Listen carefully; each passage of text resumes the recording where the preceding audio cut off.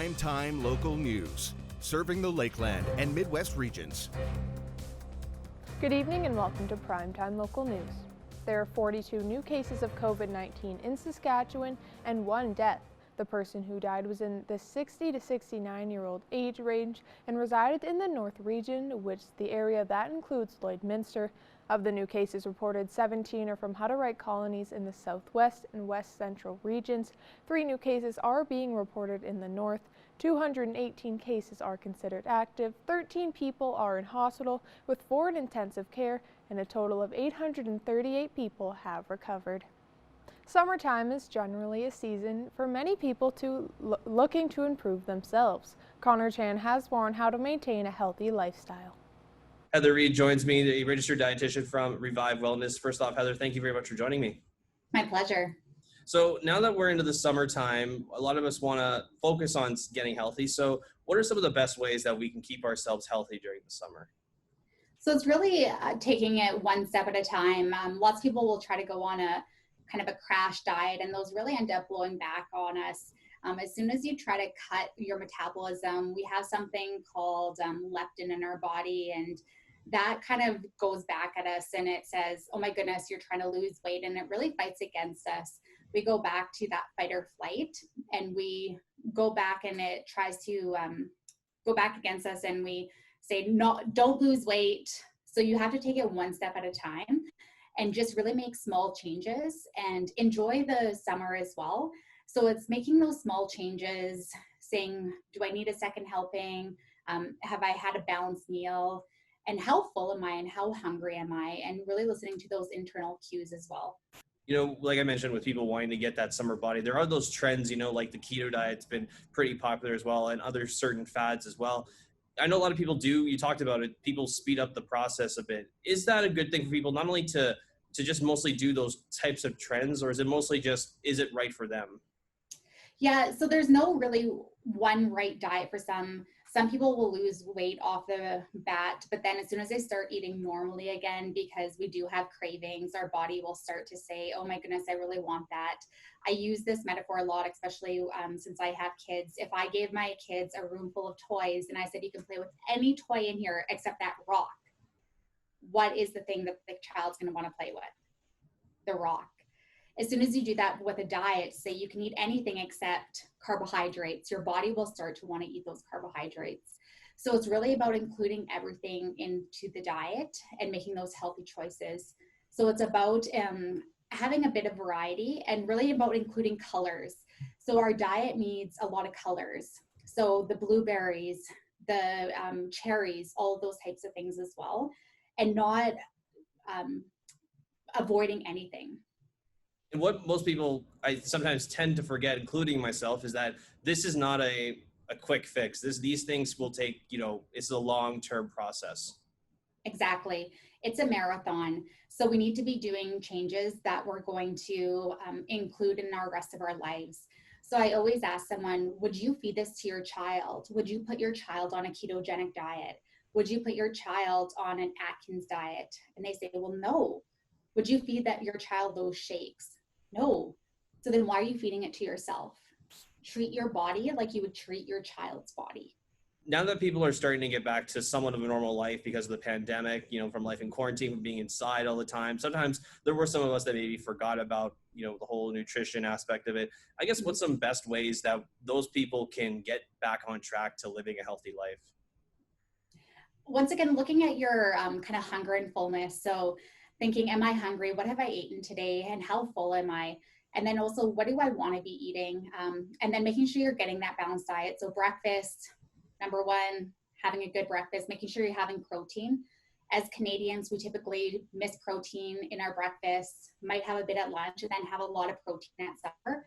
And we need to spread it out throughout our day. We can't actually store protein. We think our muscles are a storage of protein, but it's not a quick way that we can burn protein. So we need to have that spread throughout the day. If people want to live a better life, if they want some help or guidance, how can people find that? So talking to a dietitian, we go to school for 5 to 6 years. We have that internship. We are the experts. Dr. Google, if you put that in, it's one of the most Googled thing is nutrition or weight loss, but really talking to an expert and letting them see what you're doing on a day-to-day basis, because we can make those small changes that will lead to a lifetime success, not just a quick weight loss that you'll end up having a rebound weight gain that may be more than you actually did lose in the first place. Well, Heather, I really appreciate your time, and thanks very much for joining us. My pleasure.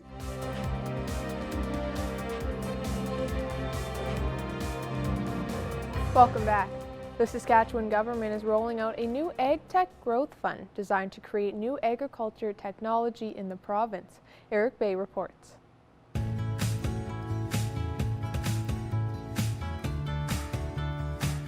After seeing an increase in agriculture-related requests from the Saskatchewan Innovations Fund and a greater emphasis on technology because of COVID-19, the Ag Tech Growth Fund was established to promote growth in the ag sector.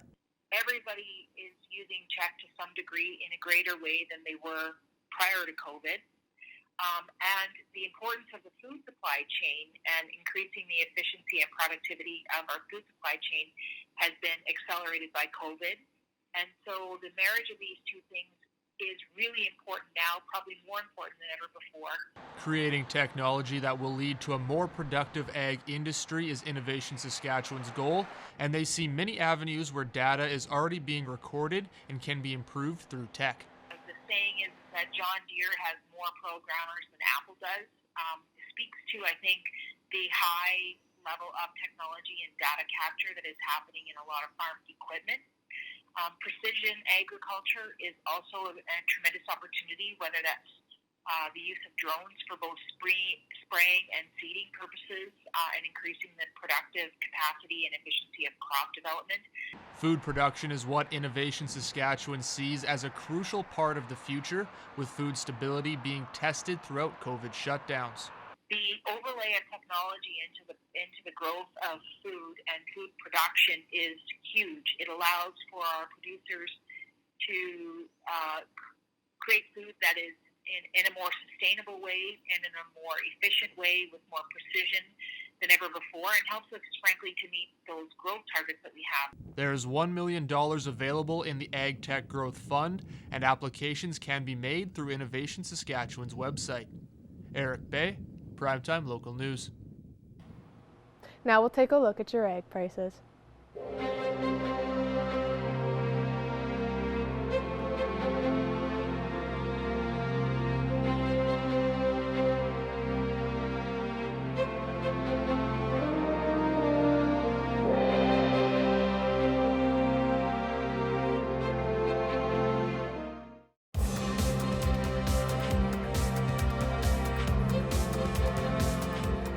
In this week's Around the AJHL, Evan Kenny sat down with current Cornell Big Red goaltender and Lloydminster local Austin McGrath.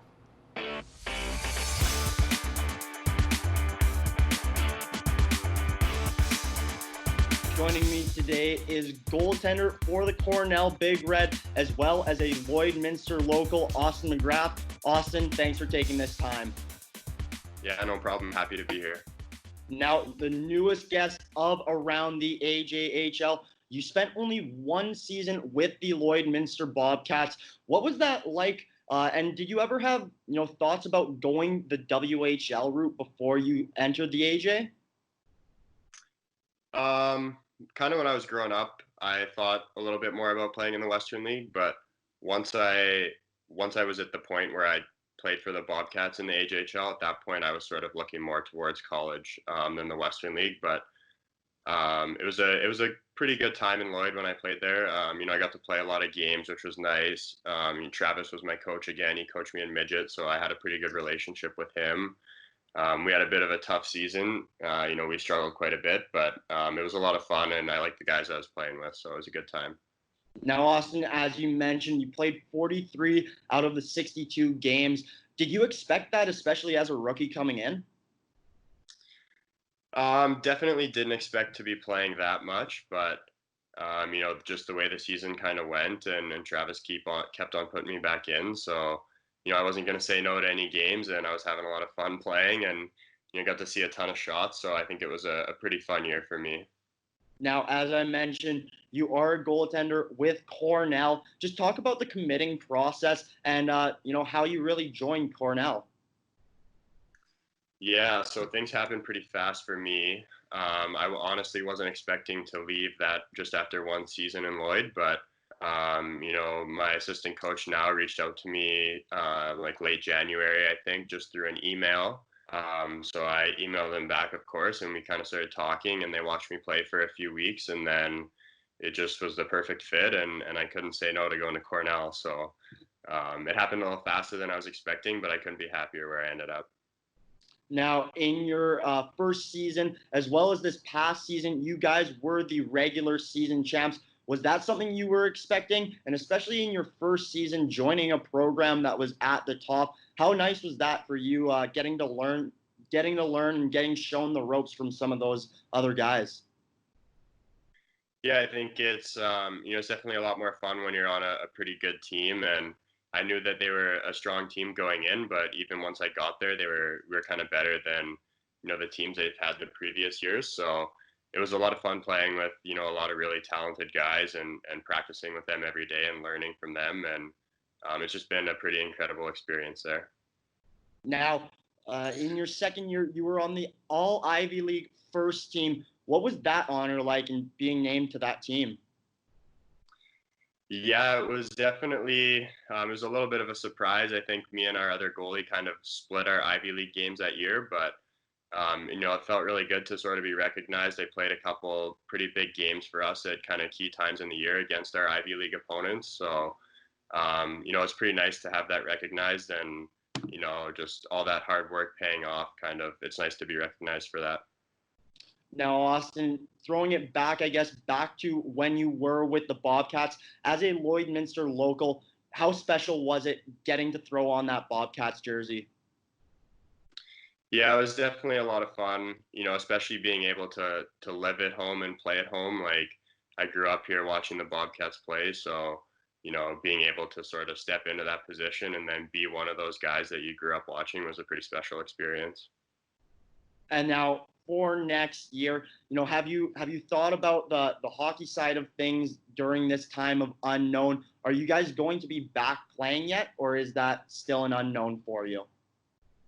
Yeah, so I think it was about a week and a half ago now, the Ivy League canceled all fall sports. So right now it's kind of looking like we won't start until either the end of December, start of January, provided that stands. But it sounds like we'll still be able to get a full season in. Our coach is looking at putting together like a lot of Tuesday games and stuff, which we wouldn't normally do. So typically in the year, we don't start playing games until the last weekend of October or early November. So for us, at least, it's not a huge pushback, and hopefully that stands, and hopefully we do get to start playing early January still.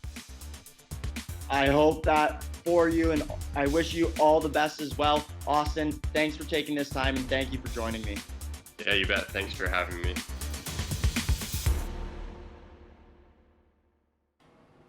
Now our Connor Chan will take a look at your weather.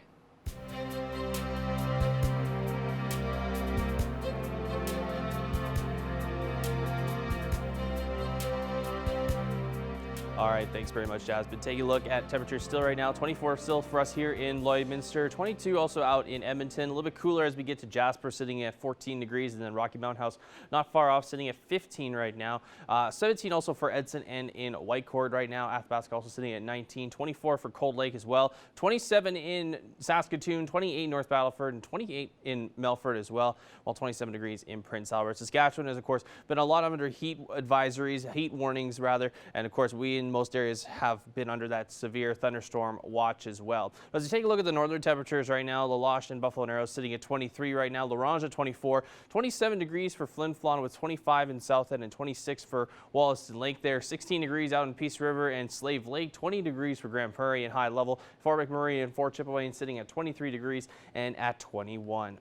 Now as we take a look at that southern areas and some parts of southern Alberta, including in the Medicine Hat, Lethbridge areas. They are also under a heat warning right now, as Medicine Hat, of course, breaks the 30-degree mark for the second straight day there. Lethbridge as well. Calgary is sitting at 17, fairly cooler once again there, and 23 out in Banff with 24 degrees out for Coronation. But southern Saskatchewan has been seeing a lot of that heat continuing on, with those areas in the Moose Jaw, Regina, and Swift Current areas still in those heat warnings right now, while Estevan sits at that 31-degree mark right now, and Kindersley sitting at 27, with Regina and Yorkton sitting at 25 degrees. So here's what we see across the rest of the country right now. Regina seeing some showers as well, while in that warning as well. 23 out in Winnipeg and 25 for Quebec City with showers. Pretty cloudy day across most of the country there. 27 in Toronto, a little bit of sun and clouds there, and 21 out in the Maritimes with St. John's and in Halifax. As we get to Vancouver, 20 degrees with mostly cloud coverage there, and 16 degrees right now for Yellowknife, with Whitehorse sitting at 12 with some showers happening as of right now. Now, as we take a look at temperatures, what we could see for tomorrow, 21 degrees is our expected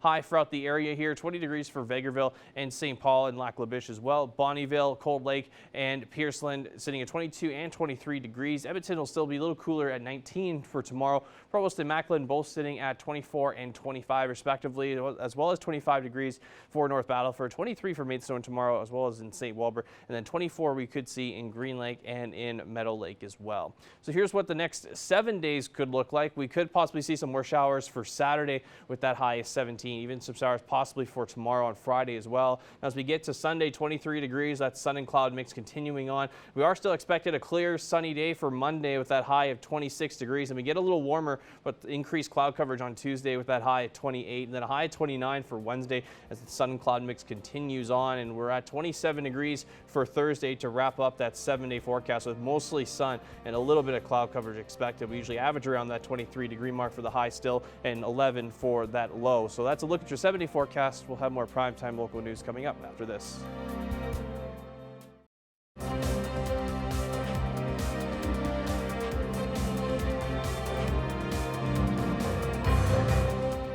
I'm joined here with Amanda Williams, and she is a foster with Purr Babies Forever Homes. Now, Purr Babies are currently in a big need of fosters.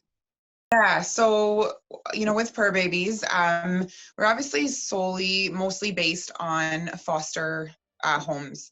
We have a lot of animals currently in our care, and we've had to turn away lots of animals right now with it being kind of right in the middle of kitten season. We just don't have the space, and it's really unfortunate to have to turn away animals. So definitely looking for foster homes if people have time, or not even so much time, but. And why are fosters so important for Purr Babies?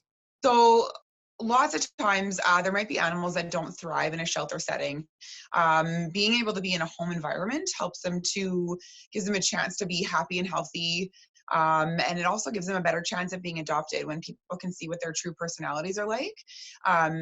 So having people that, can say what, this animal's really cuddly, or this one likes to be more so on its own, but is more of an ornamental kitten or cat, that helps with the foster's experiences with them. So foster homes are so important. And what does being a foster really entail? So essentially, all it really entails is you provide a safe, loving home. Purr Babies supplies absolutely everything for you. All the food, supplies, toys that you might need, litter, all the vetting of all of the potential adopters is all looked after by them. They also provide the vaccines for them, and as well their spay or neuter surgeries so that they can be adopted. So Purr Babies does everything. All you have to do is just open up your home and essentially provide them with lots of love and cuddles. So, and if someone was looking to become a foster, how does that process work?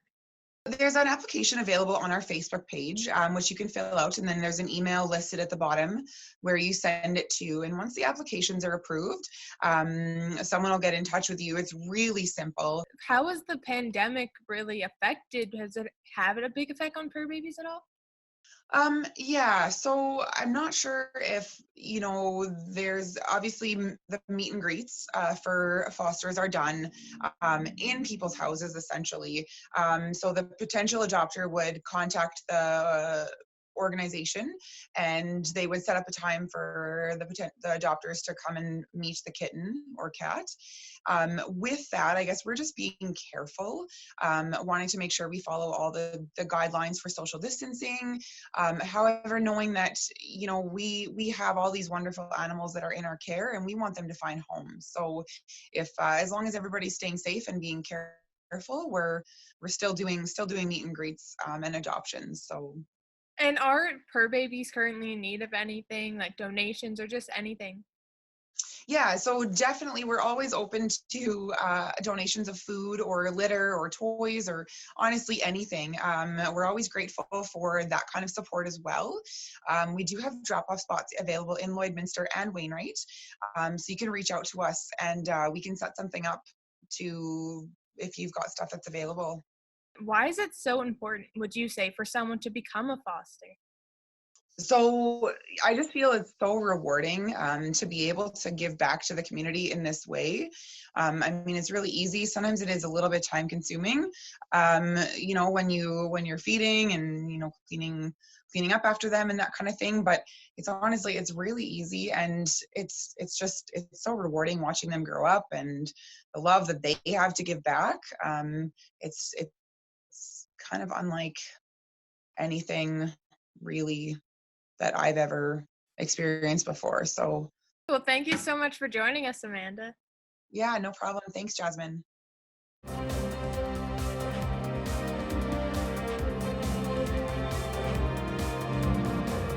Joining us today is multiple award-winning reporter and USA Today best-selling author, Hank Philippi Ryan. How are you today?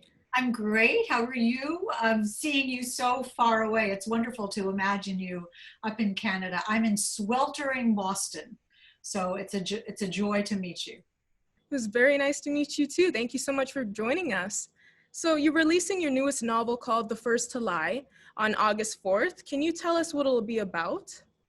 Oh my gosh, The First to Lie is my 12th novel. It's a thriller. It's a fast-paced legal thriller. It's my job is to entertain people a little bit, to make you miss your stop on the bus because you want to read just one more chapter of my book. And The First to Lie is about all my experiences as a reporter, essentially going undercover. And I wondered what it would be like if someone decided that their undercover identity was more valuable to them than who they really are. And what might happen to a reporter who got so deeply undercover that she lost herself. So it's a Hank Philippi Ryan DNA cat and mouse game is what this book is, a high stakes cat and mouse game between two strong women trying to prove their truth about a terrible betrayal. But which one of them is the cat and which one of them is the mouse, and which one will be the first to lie. So that's what it's about. Well, it sounds very exciting. And just to be clear for those who may not know, residents here in Lloydminster will be able to buy it in our bookstores. Oh, absolutely. I know that in your bookstores right now is my current novel, The Murder List. Can you see the cover, how funny that is? Some people think that's me. It isn't. The Murder List is sort of John Grisham meets Lisa Scottolini. Someone said if John Grisham and Lisa Scottolini had a book baby, The Murder List would be it. And it is now in stores in your area, and it's nominated for every single, you know, I'm thinking about this now, Shelby. It's the only novel that's nominated for the Agatha, Anthony McCavity, and Mary Higgins Clark Award in the world. So this is a very special novel, and I know it's available in your area right now. Another cat and mouse thriller. And you said this was your 12th novel. What inspired you to be able to come up with this idea for this novel? Well, that's fascinating. You know, I grew up in really rural Indiana, so rural that you couldn't see another house from our house. And my sister and I used to ride our ponies to the library to get books, and we would read up in the hayloft of the barn behind our house. And I read Nancy Drew and Sherlock Holmes and Agatha Christie, and I really became fascinated with the architecture of a mystery, how a really good author could lure you in and steer you in the wrong direction. And in the end could have an ending that would just surprise you and make you say, oh, I never saw that coming. This is so much fun. So I always wanted to write mysteries. And one day, many years ago, I was 55, actually, 15 years ago, and I got what I knew was a great idea for a novel. And I said, I have this good idea, I'm going to write a novel. And that was the beginning of my second career in crime fiction. So again, the Murder List, and oops, that's backwards, isn't it? The Murder List and The First to Lie, they're crime thrillers. But what they really are about is the same thing that I do in my investigative reporting. They're really about justice. I don't write about crime as much as I do about justice and what truth means and how we get to the truth, and how in every murder investigation and in every murder trial, it's all about the good story, right? And who tells the better story to convince the jury what to believe. So in all my novels, I make you think the story is one thing, and then I give a big twist and have you think, what if it's something else? And surprise you on every page. So I don't know what the end of my books are before I start writing them. So people say, my readers say, wow, the end of The Murder List, the end of The First to Lie, you really surprised me. And I say, yeah, wasn't that a surprise? Because talk about a surprise ending. I surprise myself every time. And that is what, I mean, Sue Grafton used to call that the magic of writing. And that is what happens. And that's where I want to take the reader into this brand new world with a character who they care about and a problem that needs to be solved. And in the end, the good guys win and the bad guys get what's coming to them. And my books are the kind of book that you put down and you think, you know what? That was a good book. That's what I'm hoping from these novels.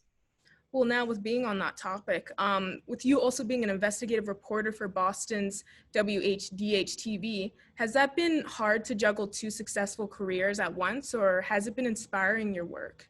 What a good question. That is such a lovely question, because I don't think I could have written these 12 going on 13 novels and won all these awards if I didn't have this career as an investigative reporter. I've been a television reporter for 43 years and still on the air in Boston. I've wired myself with hidden cameras and confronted corrupt politicians and gone undercover and in disguise and, chased down criminals and sent people to prisons and have laws changed as a result of our stories.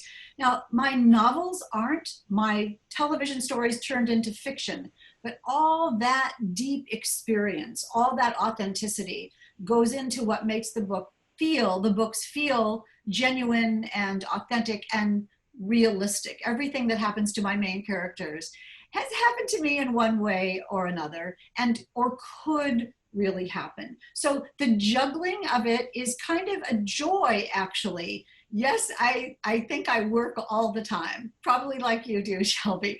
I work all the time, but the imagination that I need to tap into to write a novel is a little bit of a different part of my brain than my factual television reporting. Now in writing novels, I get to make things up. I mean, that's the best way of putting it. And the one thing that I wondered about juggling, in answer to your question, is whether as a reporter who has won 37 Emmys for investigative reporting, whether I could make stuff up. I mean, I know that sounds so silly. And I have learned that creating these new worlds is just, I know this sounds so silly, but just a dream come true. To be able to write something that's engrossing and riveting and compelling and entertaining. I mean, I just got a starred review from Publishers Weekly for The First to Lie, which called it stellar. And so on my bad writing days, of which there are many, I think I'm so lucky to be able to have the experience of being an investigative reporter and then take all that experience and put it right into writing a thrilling and compelling novel. So I'm really lucky. Even in these crazy days, I sort of count my blessings about how lucky I am to be having this wonderful television career and then another blossoming, successful, knock on wood, career as a thriller writer. All right, taking one last look here at your 7-day forecast here. 22 degrees for tomorrow. We currently still are under that severe thunderstorm watch. We could get some decent amount of rain for tomorrow, possibly up to that 10-millimeter mark there, and then maybe up to 5 on possibly even Saturday as well as what we could be seeing at the high of 18 degrees. And we get to Sunday with a high of 23. Mostly clear skies for the most part with a little bit of cloud coverage. And we have all clear skies for Monday with that high of 26 degrees, 28 on Tuesday with some cloud coverage, and then 29 on Wednesday, and then 27 degrees on Thursday.